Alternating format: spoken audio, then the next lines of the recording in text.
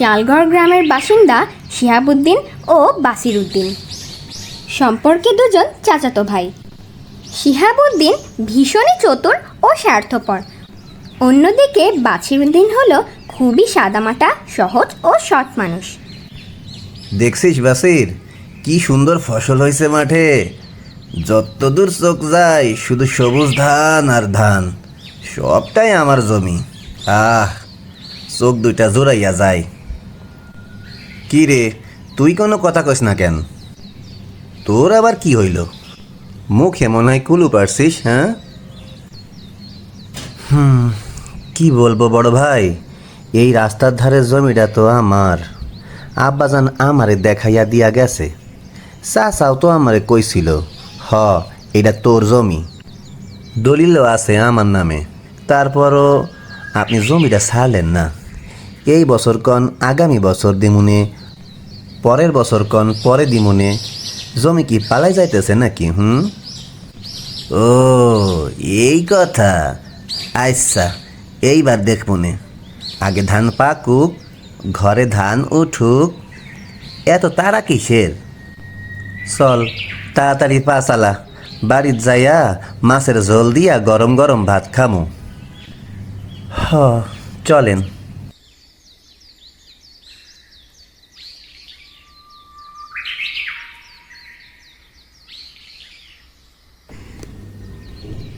কি গো, শুধু শাক পাতা আনছো যে? ডাল আর শাক খাইতে খাইতে তো পেটে সোয়ার পড়ে গেছে।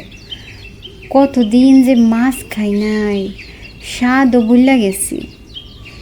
হ্যাঁ গো, বড় ভাইজানরে কি আমাদের জমিটার কথা বলছিলে? কত সুন্দর ফসল যে ফলছে এবার। ওই জমিটা থাকলে তো আমাদের এত কষ্ট হইতো না। প্রতি মাসে নাজিমকে টাকা পাঠাইতো, কোনো চিন্তা করতে হইতো না। আর কয়দিন ধৈর্য ধরো, আমাকে নাজিমের ওকালতি পড়া শেষ হইক, এরপর দেখবা গ্রামের আর কোনো অন্যায় অবিচার থাকবো না। কেউ আর টিপসই লইয়া জমি জমা নিয়ে ধোকা দিতে পারবো না। আমাকে নাজিম হইব সৎ আর ইমানদার উকিল, গরিবের বন্ধু। নাজিমের বড় ইচ্ছা রাস্তার ধারের জমিটায় একটা স্কুল হবে। খালি নাজিম ভাইয়ার না, আমারও কিন্তু একটা ইচ্ছা, এই জমিটায় একটা স্কুল হবে, আর আমি গরিব বাচ্চাদের বিনা পয়সায় পড়াবো। কি বলো চাচি? এই নাও মাছের তরকারি, তুমি আর চাচা মিলে খেও। এই, তুই যে লুকায় লুকায় আমাগোর জন্য তরকারি আনোস, তোর মা যদি টের পায় তাইলে কি হবে? কি হবে? আমি তো আমার ভাগেরটা না খেয়ে নিয়ে এসেছি, চুরি তো করিনি। কি আর হবে? দড়ি দিয়ে গাছের সাথে ঝুলিয়ে তো আর দেবে না। চুপ থাক পোড়ামুখী, আমরা থাকতে তোর কিছু হবে কেন? তুই তো আমাগো ঘরের আলো। অনেক হয়েছে, এইবার তুই তাড়াতাড়ি ঘরে যা। বড় ভাই দেখলে আবার একটা হট্টগোল বাঁধাইয়া দিব। যা মা, ঘরে যা। কেন? এটা ঘর না। আচ্ছা, আমি এখন আসি।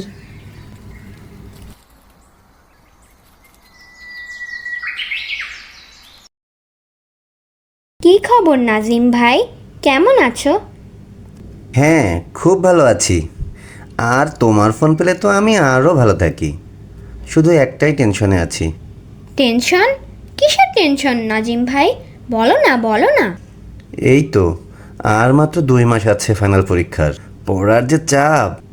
ও আচ্ছা, আমি ভাবলাম অন্য কিছু। অন্য কিছু? কি অন্য কিছু? না কিছু না, বাদ দাও। তুমি আসবে কবে নাজিম ভাই? কতদিন যে তোমারে দেখি না। আমি এখন রাখি, মনে হচ্ছে বাইরে কেউ আছে, পরে ফোন দিবনে। কি রে শ্যাম, তুই কি আড়ি পেতে আমার কথা শুনছিলি? এত বড় বেয়াদব তুই কবে হলি? বড় বোনের কথা আড়ি পেতে কেউ শোনে? শুনেছি, বেশ করেছি।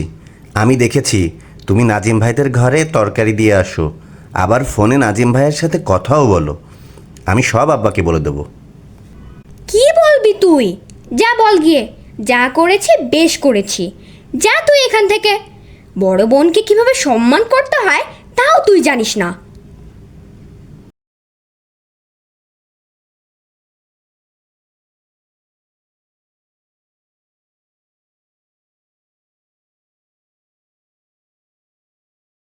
কি হয়েছে সিয়াম? তোরে এমন রাগি দেখাইতেছে কেন?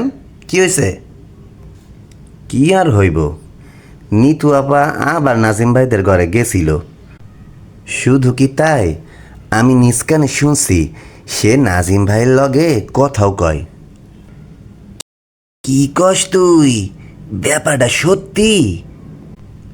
শুধু সত্যি না বাবা, ব্যাপারটা খুবই টেনশনের হয়ে দাঁড়াইতেছে। কেন তা বলতে আসিস কেন রে সিয়াম? কি এমন ঘটছে আবার? বল দেখি খুললা ব্যাপারটা।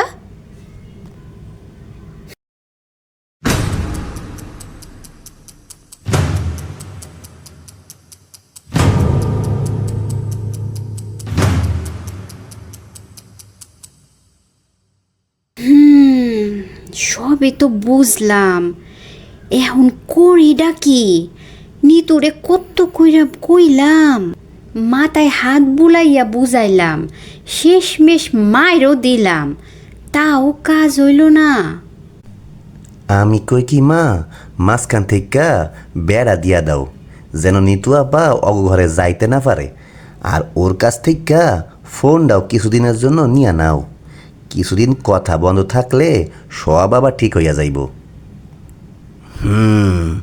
ঠিক বলছিস, চল এক্ষুনি আগে যাইয়া বেড়া দিয়া শুরু করি। চলো বাবা, আমিও তোমার সাথে আসি, এরপর দেখমু কেমনি অগ ঘরে যায়। ও মা, ভাত দাও, অনেক ক্ষুধা লাগছে। কি আনছো মা? আজকেও শাক ভাত? এই নে, এই মাছের তরকারিটা তুই খা। নিতু ভাবি দেয়া গেছে না? কিন্তু তুই এইভাবে ভাবি বলিস না, তোর বড় চাচা শুনলে আস্ত রাখবো না। আমি কাউরে ভয় করি না মা। তুমি দেখো, নিতু আপাই আমার ভাবি হইব। আমারে নিতু আপা ভীষণ আদর করে। নিতু আপারে সারা আমি আর কাউরে ভাবি ডাকুম না। আচ্ছা ঠিক আছে, এখন তুই খা। হ্যাঁ, তো আওয়াজ কিসের বাইরে? তুই খা, আমি দেখে আসি।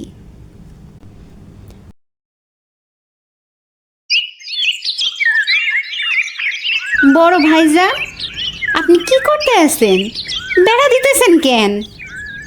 কত যুগ কাটতে গেছে, আজ পর্যন্ত এই বাড়ির সীমানা কেউ ভাগ করে নাই, না কেউ কখনো ভাগাভাগি নিয়ে গ্যাঞ্জাম করছে, আর আপনি এগুলা কি করতে আছেন? কেউ করে নাই তাই বলে কি আমারও করণ নিষেধ নাকি? বন্ধ করেন, মানুষ সিসি করব। কেন সিসি করব কেন? তোমরা যে ফুসলাইয়া ফাসলাইয়া আমার মায়াডারে বশ কইরা তোমাগো ঘরের বউ করার চেষ্টা করতে আসো, হেডা কি আমরা নীরবে মাইনা লমো? যত সব ছোট লোক ফকিন্নি। শাসিমা, মুখ সামলাইয়া কথা কয়। ফকিন্নি আমরা না, যারা কয় হেরা। কি কইলি তুই? ওরে ছোট লোকের পোলা, দাঁড়া, এক্ষুনি তোর জিব্বাটা টাইন্না সিরা হালাইমু। মা থামো, কি করছো এসব? ঘরে যাও, বেড়া দিতে হবে না। আমি আর কখনো ওদের ঘরে যাব না। আর ওদের ফকিন্নি বলছো কেন? ফকিন্নি তো আমরাই ওদের জমি জমা ফাঁকি দিয়ে নিয়ে নিয়েছি। কি কইলি তুই? এই আবার কর, আবার কর। বাবা, না, ভাবিরে মাইরেন না। আ আ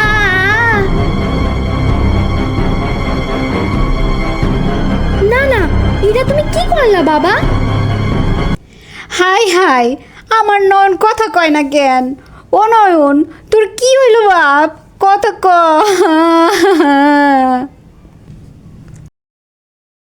নয়ন, নয়ন, বাপধন আমার, হাই রে, মাথাটা ফাইটটা রক্ত ফিনকি মাইরা বাইর হইতাছে রে।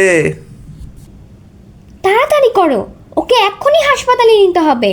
চাচা, নয়নকে কোলে নাও, তাড়াতাড়ি করো। একদম ঠিক হইছে, উচিত শিক্ষা হইছে। ফকিন্নির পোলা মর এইবার।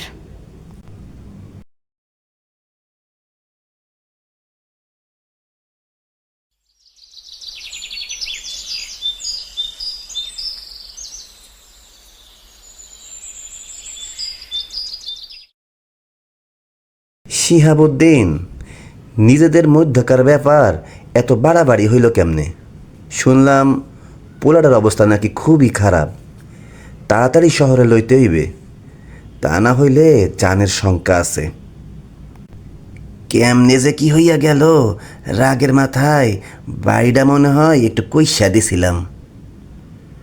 সবই ঠিক আছে শিহাবুদ্দিন ভাই, কিন্তু এটা তো রীতিমতো মার্ডার কেস ফাইল হয়ে গেল। এটা তো এখন আর আমার কন্ট্রোলে থাকছে না। চারদিকে আগুনের মতো খবরটা ছড়িয়ে পড়ছে। এখন ধামাচাপা দেবার মতো পরিস্থিতিও আর নেই। কিছু একটা করেন, কি যে হইয়া গেল হঠাৎ কইরা, কিছুই বুঝতে পারলাম না। এখন উপায় কি? কিছু তো একটা উপায় বাইর করতেই হইব। এবার আর কোনো উপায় বের করে কোনো কাজ হবে না চেয়ারম্যান চাচা। নাজিম আগামীকাল আসছে। এতদিন অন্যায়ের প্রতিবাদ করার মতো কেউ ছিল না, এখন আছে। এখন এই গ্রামে লোকেদের কেউ শোষণ করতে পারবে না। মানে কি কইতে চাও তুমি নিতু? কথা তো পানির মতো সহজ। বছরের পর বছর গ্রামের মানুষকে ঠকানো এবার বন্ধ হবে। শুধু টিপসই দিয়ে গ্রামের অসহায় নিরক্ষর মানুষের কাছ থেকে 5 লাখ টাকার জমি 5,000 টাকা দিয়ে জালিয়াতি করা এবার বন্ধ হবে। আর হ্যাঁ বাবা, তুমিও তো নাজিম ভাইয়ের বাবার কাছ থেকে শুধু টিপসই দিয়ে 50,000 টাকা ধার দিয়েছিলে। তার বিনিময়ে তো ওদের 10 লাখ টাকা মূল্যের জমিটা দখল করেছ। নিতু চুপ থাক, বড্ড বাড়ছিস তুই। বাড়তে তো এবার আমাকে হবেই বাবা। আর হ্যাঁ দারোগা আঙ্কেল, গ্রামের লোক যখন সাহায্যের জন্য যায়, সমস্যার জন্য তো আপনি হাজির তো হন, কিন্তু পকেটে টাকা ভরে আবার তো ফিরে যান। আপনারা সবাই অপরাধী, সবাই। আমি তার রাজসাক্ষী। শুধু নাজিমকে আসতে দিন, অন্যায় অবিচারের দিন শেষ। আমি আর নাজিম মিলে একটা স্কুল খুলব, সেখানে গ্রামের বাচ্চাদের বিনামূল্যে পড়াবো, যেন আপনাদের মতো রক্তচোষা মানুষগুলো ওদের ঠকাতে না পারে। ঘরে যা, তুই ঘরে যা। যাচ্ছি। আচ্ছা রাখো। খুবই খারাপ একটা খবর আছে। শহরে নেবার আগেই বাসিরের ছোট ছেলেটা মারা গিয়েছে। কোন কি দারোগা সাহেব, এখন তো পুরো ঘটনাটাই পাল্টা গেল। কি করবো এখন ও চেয়ারম্যান সাহেব, আমারে বাঁচান। আগামীকাল আবার নাজিম আসবে, তখন আর কিছুই করার থাকবে না। এমন কিছু করতে হবে যাতে সাপও মরে, লাঠিও না ভাঙে। আমার মাথায় একটা বুদ্ধি এসেছে। একটু রিস্ক আছে, তবুও এছাড়া আর কোনো রাস্তা খোলা নেই। কি বুদ্ধি দারোগা সাহেব, আমাকে একটু বুঝাইয়া কন। শোনো, যা বলবো মাথা ঠান্ডা করে শোনো। বেশি চিন্তা করার সময় এখন নেই। তোমরা দুজন আমার কাছে এসো। দেখো শিহাব, এছাড়া আর কোনো রাস্তা খোলা নেই। এটা শুধু তোমার একার সমস্যা না, এর সাথে তো চেয়ারম্যান আর আমিও আছি। বেশি কিছু ভাবার দরকার নেই, আমি তো আছি। শিহাবুদ্দিন, আমাগো সবার তো বাঁচতে হইবে। কান খাড়া কইরা শোনো, আমি আর দারোগা সাহেব রাত 2টার দিকে আসুন।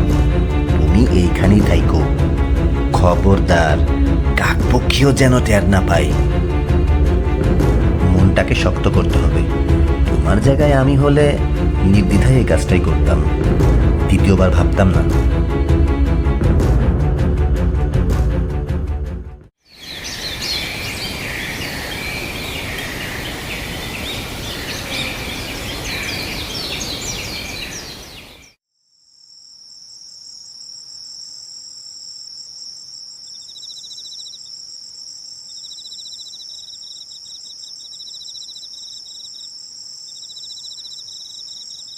শিহাব, তুমি আছো? গুড, চলো শোনো।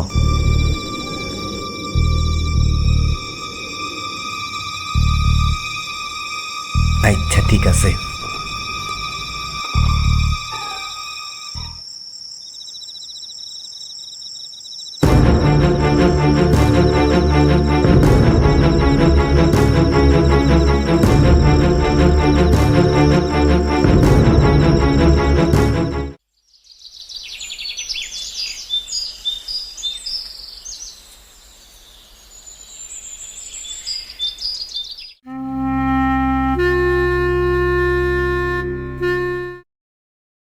এ কি ক্ষতি হইল আমার? ও নিতু রে, তোর কি হইল? কেডা করলো এমন কাজটা? ও নিতু মা, মা।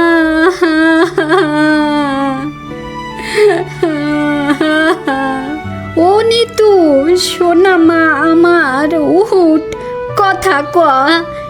এ কেমন কাজটা করলি তুই? হায় হায় হায় হায় হায় হায় হায় হায়।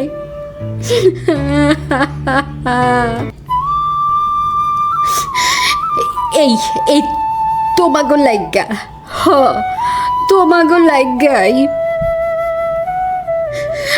আমার মাইয়াডার এই অবস্থা হইছে।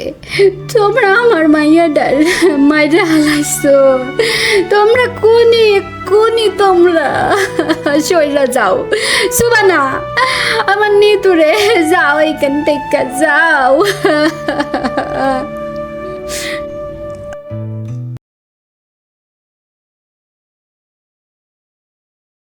আচ্ছা, এইবার ব্যাপারটা কাছের মতো স্বচ্ছ হইয়া গেল। নিজেদের পোলার প্রতিশোধ বাসির এইভাবেই লইতে পারলো। সি সি সি, বাসিরে তো আমি খুবই ভালো মানুষ জানতাম। চেয়ারম্যান সাহেব, মানুষের চেহারা দেখে কি আর তাকে চেনা যায়? তবে আপনি যাই বলুন না কেন, আমার তো বাসিরের বড় ছেলেকে সন্দেহই হয়। দারোগা আঙ্কেল, এই চিঠিটা নিতু আপার টেবিলের উপর পেয়েছি। কই দেখি তো, দেখি তো। আচ্ছা, এই হলো আসল ব্যাপার। আমি তো আগেই অনুমান করেছিলাম। এইবার শুধু নাজিম আসার অপেক্ষা। দেখি তোমার ওকালতি তোমাকে কিভাবে বাঁচায়। খবরে হেডলাইন হইয়া বাইর হইব, উকিল যখন আসামি। কনস্টেবল। জি স্যার। লাশটি ময়নাতদন্তের জন্য নিয়ে যাও, আর একজন কনস্টেবলকে বাড়ি পাহারায় লাগাও, যেন নাজিম আসা মাত্রই আমাকে খবর দেয়। জি স্যার।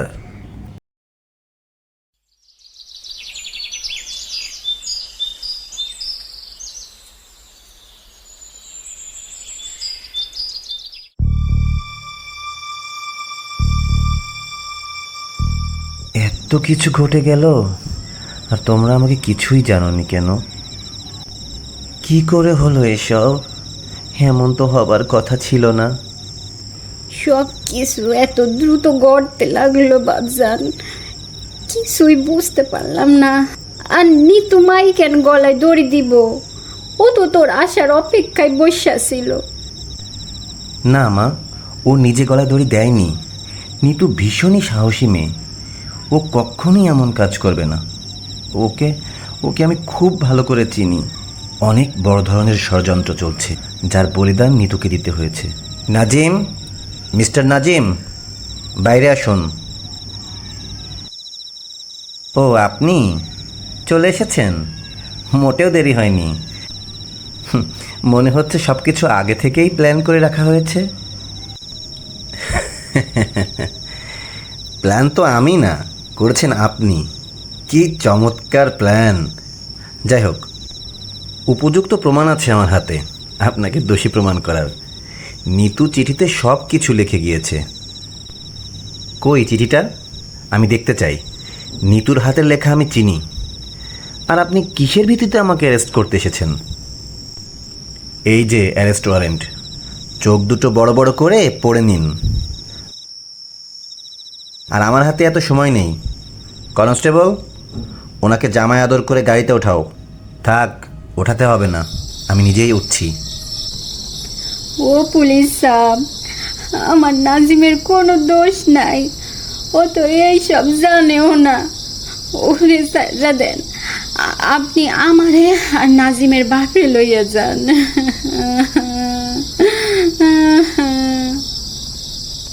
না না, তুমি শান্ত হও। ওরা ভুয়া আইনের মায়ের পাশ দিয়ে আমাকে আটকে রাখতে পারবে না। আমি তাড়াতাড়ি ঘরে ফিরে আসব, তুমি দোয়া করো। আর ফিরে এসে নিতুর মৃত্যুর রহস্য উদ্ঘাটন করব। চলুন আপনারা।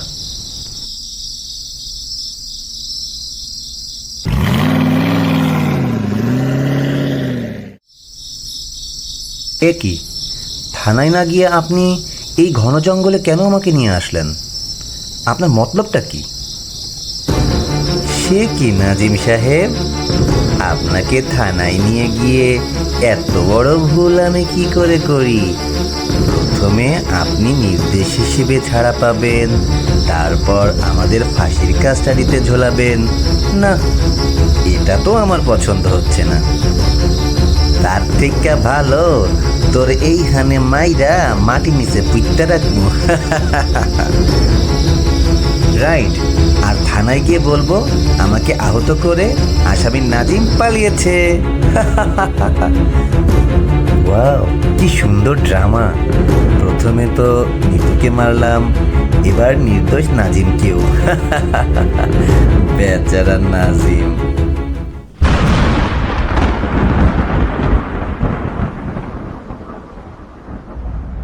সব কিছু এত সহজ হয় না দারোগা আঙ্কেল।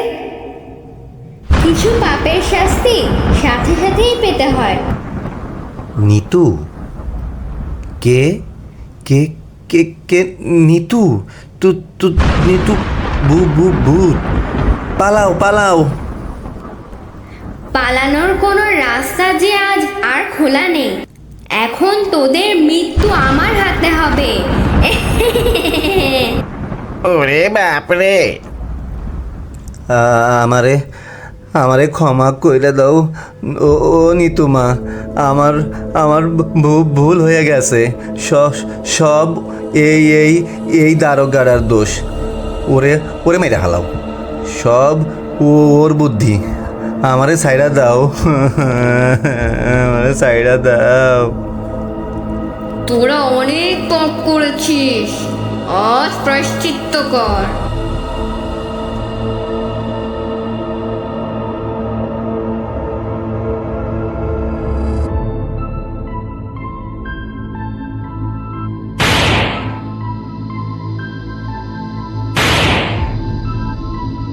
নিতু? নাজিম ভাই, বেঁচে থাকতে তোমাকে একটু দেখতে পারলাম না, ছুতেও পারলাম না। কথা দাও তুমি স্কুলটা বানাবে, গ্রামের বাচ্চাদের লেখাপড়া শেখাবে, গ্রামে আর কোনো অন্যায় অবিচার হতে দিবে না। কথা দিলাম, তোমাকে আমার পাশে খুব প্রয়োজন নিতু। আমি তোমার পাশে ছায়ার মতো থাকবো। নিতু!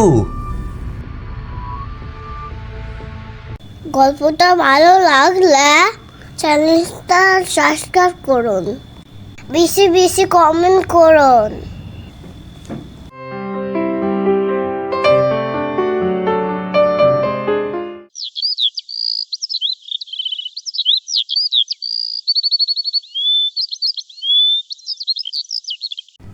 হোসেনপুর গ্রামের একটি ছোট্ট পরিবারে দুটি সন্তান ছিল। তাদের নাম রহিম এবং মিতু। রহিম পরিবারের বড় ছেলে আর মিতু ছোট মেয়ে। অনেক সুখী একটি পরিবার ছিল, যদিও পরিবারের অভাব অনটন লেগেই থাকতো। কিন্তু হঠাৎ একদিন কি এক অজানা অসুখে রহিম এবং মিতুকে ছেড়ে তাদের বাবা চলে গেল না ফেরার দেশে।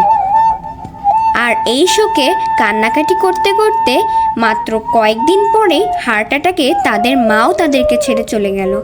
রহিম এবং মিতু তারা নিজেরা দুই ভাই বোন ছাড়া পৃথিবীতে তাদের আর আপনজন বলতে কেউ রইল না। একদিন সকালে মিতু রহিমকে বলল, ভাইয়া আজ বাজারে যাবা? হ্যাঁ রে, না গেলে খাবি কি? বাবা মায়ের মৃত্যুর পর তুমি সবসময় অনেক কষ্ট করো, আমার একদম ভালো লাগে না। তুই আমার পাশে থাকলে আমার কোনো কিছুতেই কষ্ট লাগে না রে। ভাইয়া আমি তো কারো বাড়িতে গিয়ে কিছু কাজকর্ম করতে পারি, তাহলে তোমার উপর থেকে কিছুটা হলেও চাপ কমে যেত। না না, আমি বেঁচে থাকতে তোর কিছু করতে হবে না, আমি পারবো সংসার ঠিকভাবে চালাতে।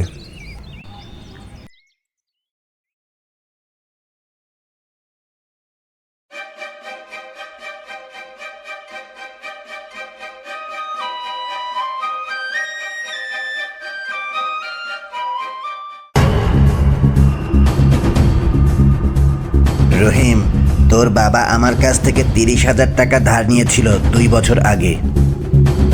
সেটা আবার 2 মাস পরে ফিরিয়ে দেওয়ার কথা থাকলেও এখনো পর্যন্ত টাকা ফিরিয়ে দেয়নি। এতদিনে টাকাটা বেড়ে অনেক টাকা হয়েছে। তাই এখন আমার তোদের এই বাড়িটা সহ জমিটা লাগবে। তোরা বাড়িটা ছেড়ে দে। চেয়ারম্যান চাচা, এটা আমাদের বাপদাদার জমি, এটা আপনি আমাদের কাছ থেকে কেড়ে নেবেন না। আমাদের উপর দয়া করুন, আমাকে কিছুদিন সময় দিন, আমি আপনার সব টাকা পরিশোধ করে দেব। দয়া করুন চেয়ারম্যান চাচা। তোদের আর কোনো সময় দেওয়া হবে না, আজ এক্ষুনি তোদের বাড়ি ছেড়ে চলে যেতে হবে। ভালোই ভালোই বলছি চলে যা, তা না হলে কিন্তু গলা ধাক্কা দিয়ে বাড়ি থেকে বের করে দেব। চাচা আর কিছুদিন আমাদের সময় দিন, আমার ভাই আপনার সব টাকা ফিরিয়ে দেবে, দয়া করুন চাচা। যা ভাগ এখান থেকে, একদম বেশি কথা বলবি না, পিঠের চামড়া তুলে ফেলবো। চেয়ারম্যান চাচা, ও তো একটা বাচ্চা মেয়ে, ওর সাথে কেন খারাপ আচরণ করছেন? সেই কৈফিয়ত কি আমি তোকে দেব? সোজা আঙ্গুলে দেখি ঘি উঠবে না, দাঁড়া।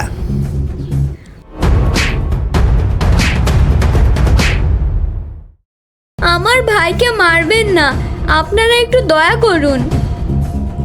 আমি এখন চলে যাচ্ছি, আজকে রাতের মধ্যেই বাড়ি ছেড়ে চলে যাবি, তা না হলে আমার চেয়ে আর খারাপ কেউ হবে না, কথাটা মনে রাখিস।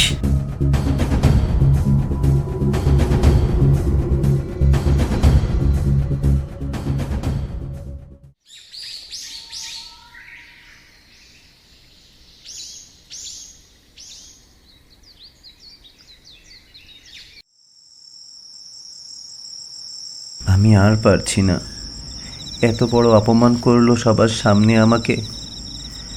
আমি আমি আমারই চেহারা আর কাউকে দেখাবো না।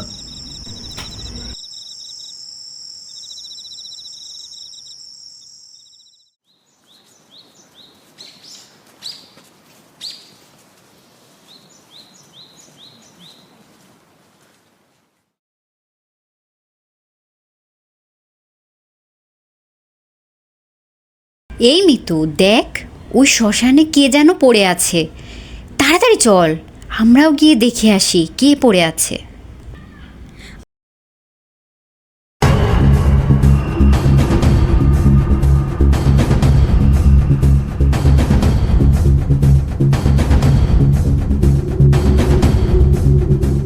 ভাইয়া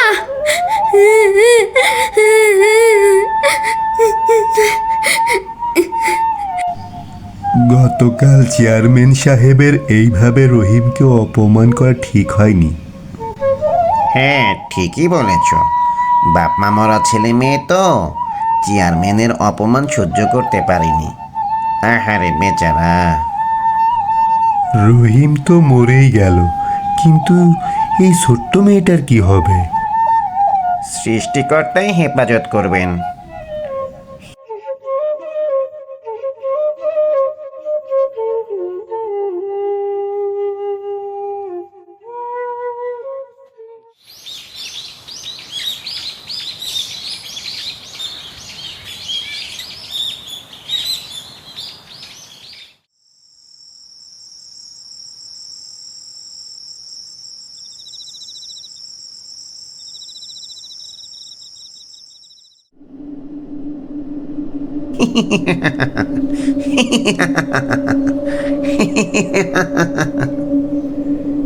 এই শব্দটা কিসের?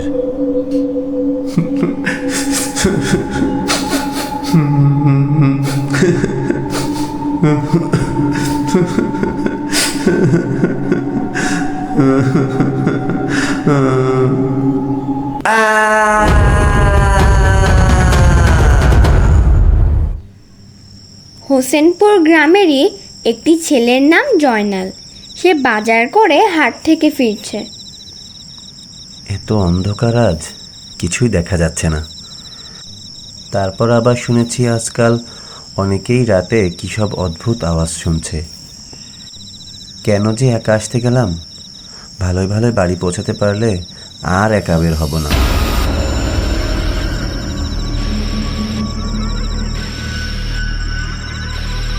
কে কে কে ওখানে?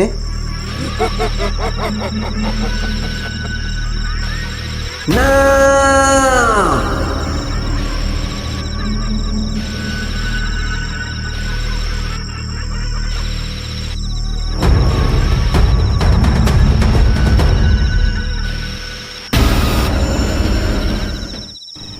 এ রতন, চেয়ারম্যানের খাস লোক।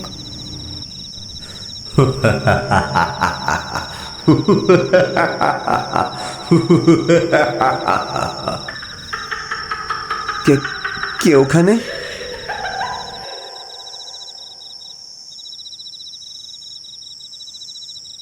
দাঁড়াও, ও ও আমাকে ডাকছে, বাঁচাও বাঁচাও।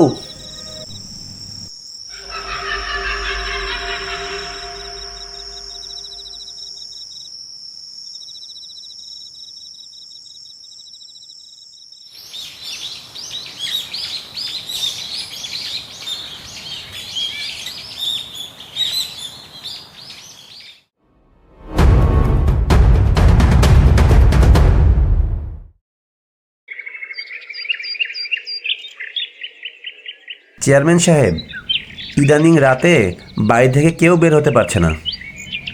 সবাইকে ভূতেরা ভয় দেখাচ্ছে এবং মেরেও ফেলছে। কখন যে কার কি হয়ে যায় বুঝতে পারছি না। ওই শ্মশানের পাশ দিয়ে কেউ গেলেই সমস্যা হচ্ছে। আজ আমি দেখব তোদের কোন ভূতে ভয় দেখাচ্ছে।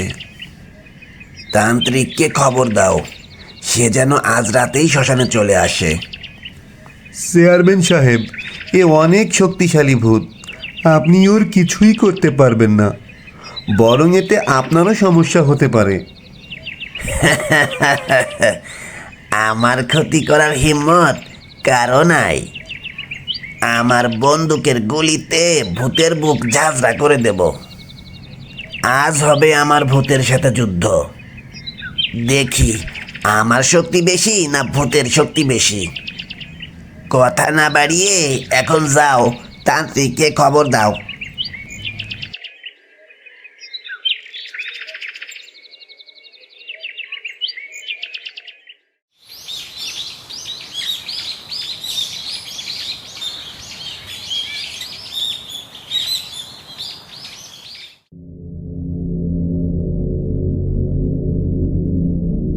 তান্ত্রিক সাহেব, আপনি ওই দুষ্টু ভূতকে হাজির করুন। আমি আজ ওই দুষ্টু ভূতকে আমার এই বন্দুকের গুলিতে ঝাঁঝরা করে দেব। ইড়িং বিড়িং ছিড়িং ছা, দুষ্টু ভূত হাজির হয়ে যা।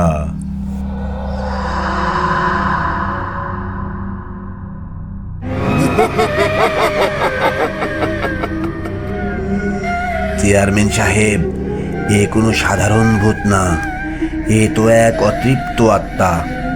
এ অনেক শক্তিশালী।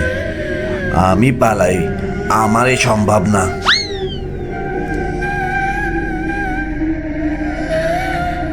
তুই কে রে? আমাদের এলাকায় কেন এসেছিস? এক্ষুনি আমাদের এলাকা ছেড়ে পালা, না হলে আমি তোকে গুলি করে মেরে ফেলবো।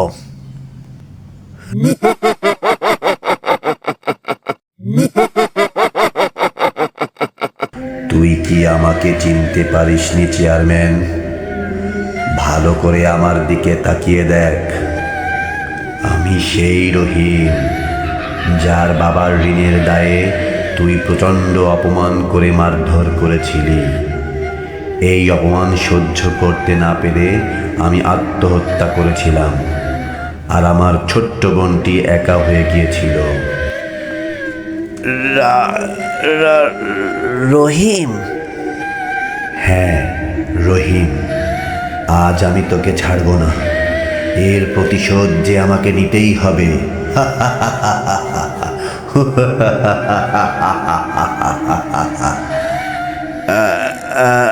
আমাকে মাফ করে দাও।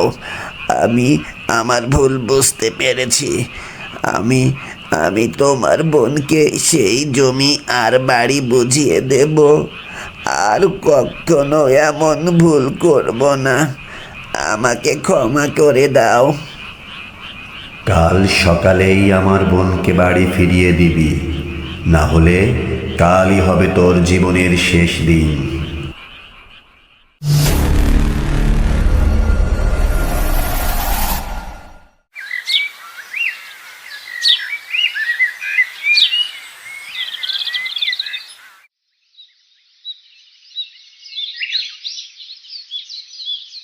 আমি অনেক অন্যায় করেছি, সব দোষ আমার।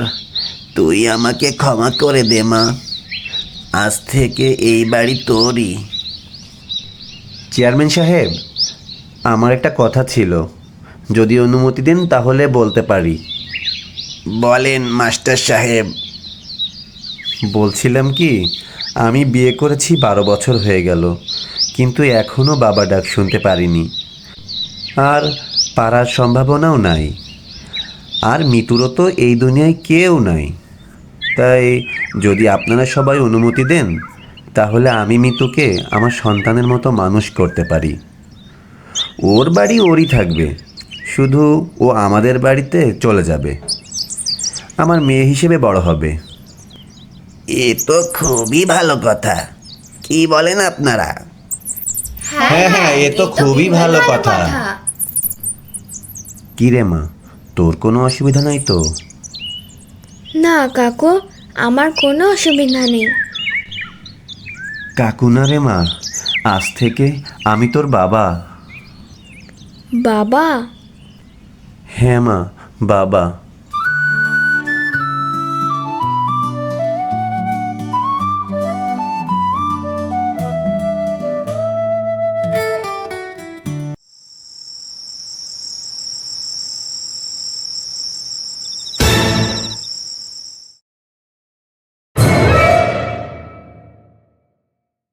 গল্পটা ভালো লাগলে চ্যানেলটা সাবস্ক্রাইব করুন, বেশি বেশি কমেন্ট করুন।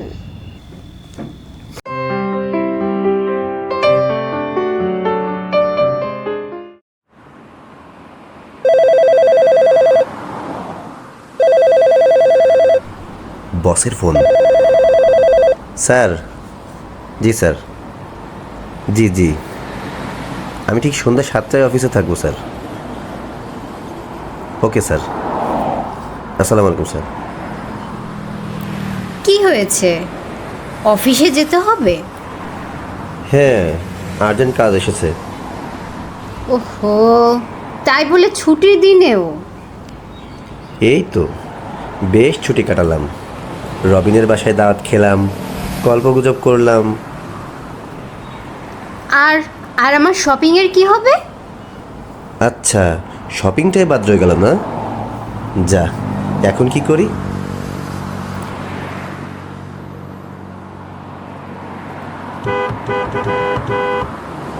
এই দেখো দেখো।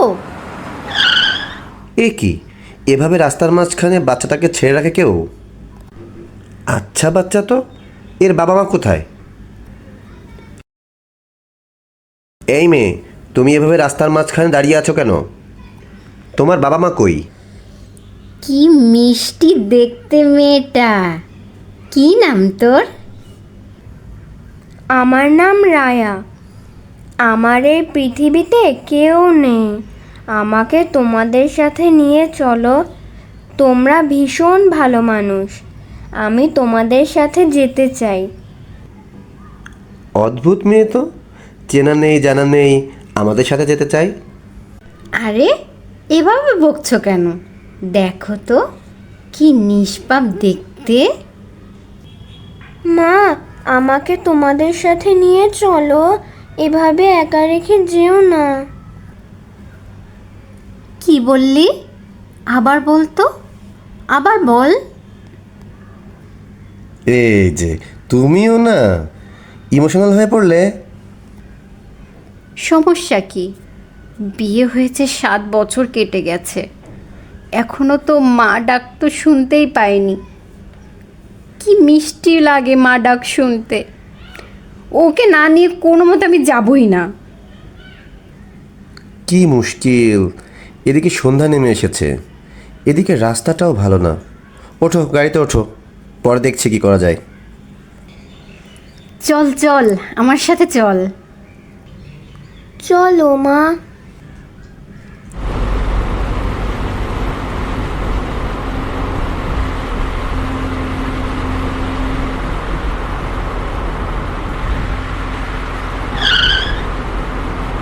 তুমি নামবে না?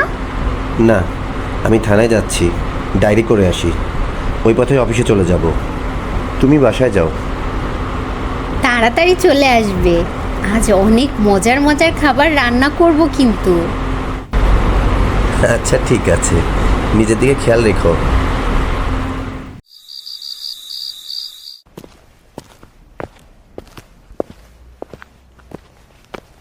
বাহ, কত সুন্দর বাড়ি। এর আগে তো কত বাড়িতে থেকেছি, কিন্তু এত সুন্দর বাড়িতে এই প্রথম। মানে? না, ও কিছু না মা। ও মা, তোমার ঘর দেখাবে না? চল। আমার ঘরটা কিন্তু সব থেকে সুন্দর।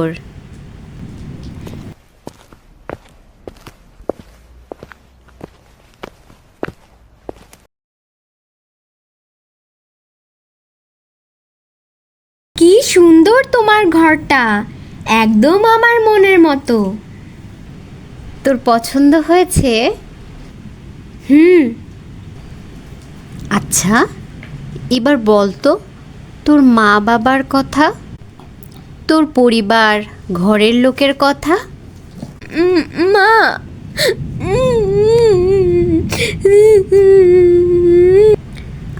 আচ্ছা আচ্ছা, থাক থাক, কিচ্ছু বলতে হবে না, পরে বলিস। এখন বল, রাতে কি কি খাবি? মাংস খাবো মা, মাংস খাবো। মাংসের স্বাদ যে কি ভালো লাগে। আহ, কতদিনই না খাই না।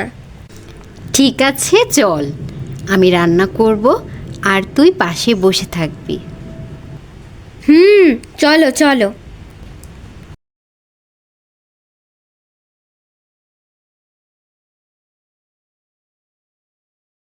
এত অল্প খাবার, আমার ক্ষুধা নেই, আমি খাবো না। আমার ঘুম পেয়েছে, ভীষণ ঘুম পেয়েছে। মানে? এই দাঁড়া, খেয়ে যা।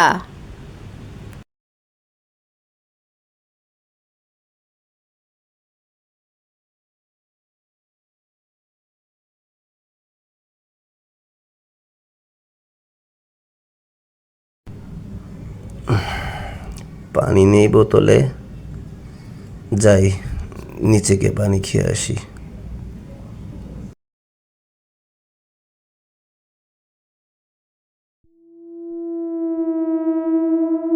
এ কি দেখছি আমি? সব খাবো, সব খাবো, কতদিন না খেয়ে আছি।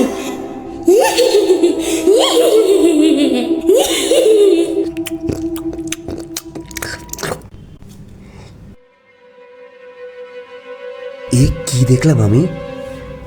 মোনাকে কিছু বলবো না, থাক, ও খুব আনন্দে আছে, এক্ষুনি কিছু বলা ঠিক হবে না। আমাকে মেয়েটার উপর নজর রাখতে হবে।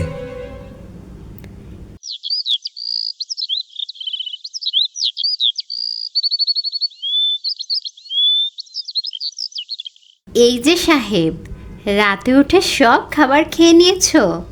খুব মজা হয়েছে না খাবারগুলো?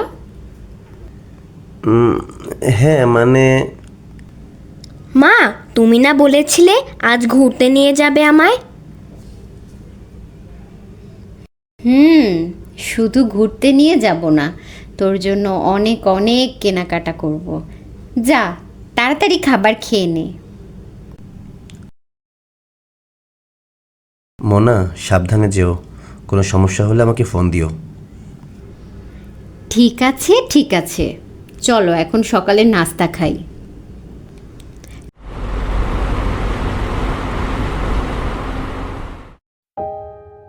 দেখ তো রায়া, এই জামাটা কেমন? খুব সুন্দর মা। এই এই এই এই এই মেয়ে, একে ঘরে রেখো না, সর্বনাশ হয়ে যাবে। তাড়িয়ে দাও, তাড়িয়ে দাও। অদ্ভুত মহিলা তো, কি জানি বাপু, আজকাল পাগলরাও কেনাকাটা করতে চলে আসে। চল তো রায়া, আমরা অন্য দোকানে যাই। হ্যাঁ মা, চলো।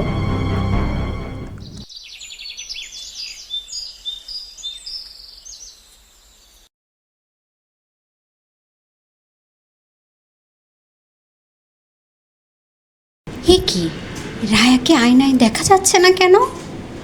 আশ্চর্য তো। কি ব্যাপার, এই অসময়ে ঘুমিয়ে আছো? শরীর ঠিক আছে তো? না মানে, আরে বাইরে বৃষ্টি হচ্ছে নাকি? হ্যাঁ, অনেক জোরে বৃষ্টি নেমেছে। সর্বনাশ, সব কাপড় ছাদে শুকাতে দিয়েছিলাম, যা সব ভিজে গেল। না মা, আমি তোমার সব কাপড় ছাদ থেকে তুলে এনেছি, একটা কাপড়ও ভিজতে দেইনি। যাক বাবা, বাঁচালি। কিন্তু ছাদে তো তালা দেওয়া ছিল, আর চাবি তো আমার ড্রয়ারে, তুই চাবি পেলি কই? আমার চাবি লাগে না মা। মানে? ভয় পেয়েছো? মজা করলাম, ছাদের তালা তো খোলাই ছিল। যাই, আমার অনেক ক্ষুধা লেগেছে, পেট ভরে খেতে হবে। যাও, তুমি গিয়ে ছাদের তালাটা লাগিয়ে আসো, আমার শরীরটা একটু ভালো লাগছে না। তুমি রেস্ট করো, আমি দেখছি। চাবিটা নিয়ে যাও, ছাদের তালাটা চাবি ছাড়া লাগানো যায় না। এ কি, ছাদের তালা তো লাগানোই আছে, তার মানে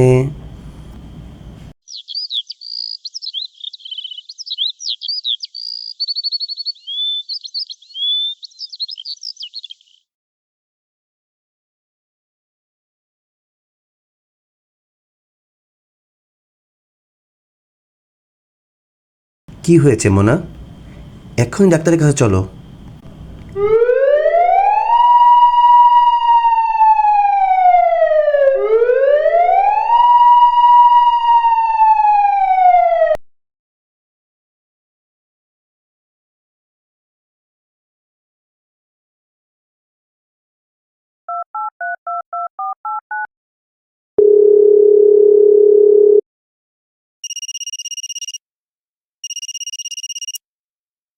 হ্যালো মা, কেমন আছো? হ্যাঁ নাসির, কেমন আছিস বাবা?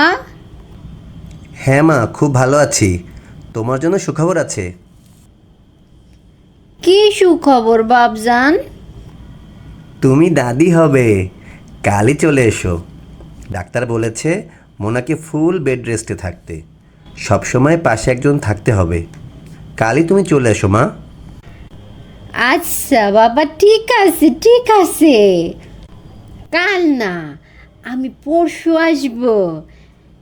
বৌমার জন্য খাঁটি গরুর দুধ, দেশি মুরগির ডিম, টাটকা শাকসবজি জোগাড় করে নিয়ে আমি রওনা করবো বাপজান। আচ্ছা মা, ঠিক আছে।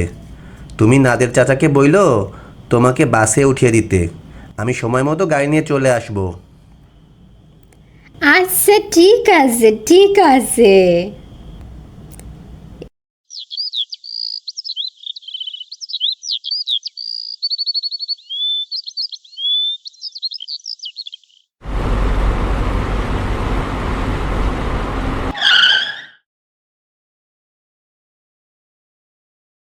কে? ওর কথা পরে বলছি, তুমি এখন ফ্রেশ হও। না বাবা, তুমি এইভাবে হুট কইরা একটা অপরিচিত মাইয়ারে ঘরে না মোড়েও ঠিক করো নাই। তোমাগো শহরের মানুষ এইসব কথা বিশ্বাস করে না।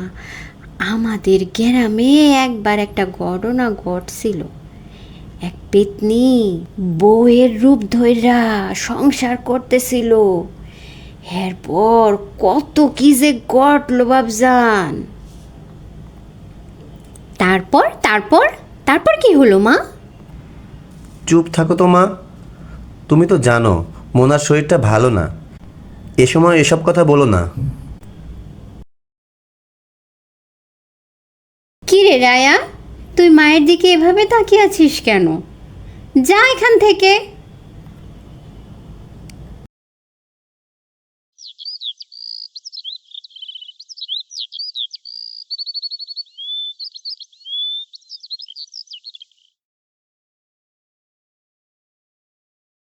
কি ব্যাপারটা? দুধের বোতল সব খালি কেন? এত ডিম আনলাম, ফ্রিজে একটাও ডিম নাই।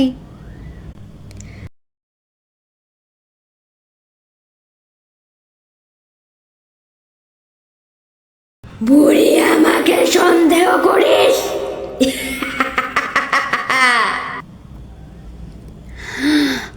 আমি যা ভাবছিলাম এ তো তাই। আমি এখন কি করবো? মোনারে কমো? না না, তা তো ঠিক হইব না। নাসিরও আমার কথা বিশ্বাস করব না। আমারে একাই এর সমাধান করতে হইবে।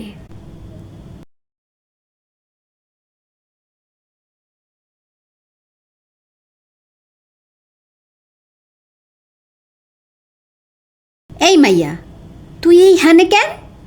কি চাস তুই? চল্লা যা আমার ছেলের ঘর থেকে।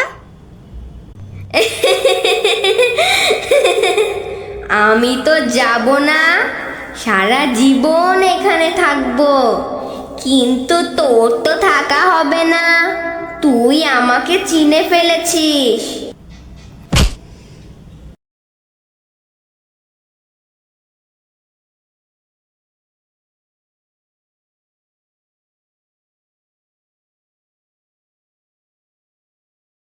মা, মা, এ কি হলো? হায় হায়, এ কি হলো? মা, কথা বলুন।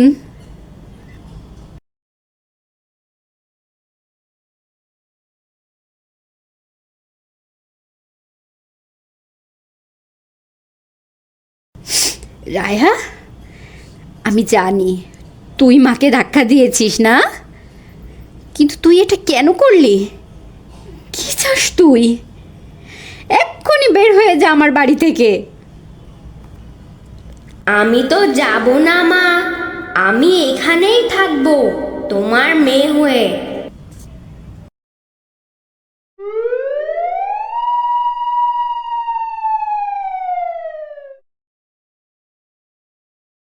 মিস্টার নাসির, আমি খুবই দুঃখিত, আপনার বাচ্চাটা মিসক্যারেজ হয়ে গিয়েছে।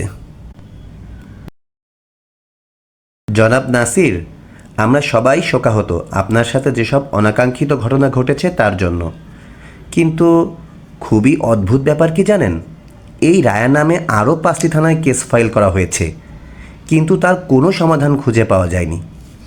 আপনারও আপনার আশেপাশের সব বাড়ি তল্লাশি করেছি, কিন্তু কোথাও মেয়েটিকে খুঁজে পাওয়া যায়নি। যাই হোক, আমরা আমাদের সর্বোচ্চ চেষ্টা করে যাব। সাবধানে থাকবেন।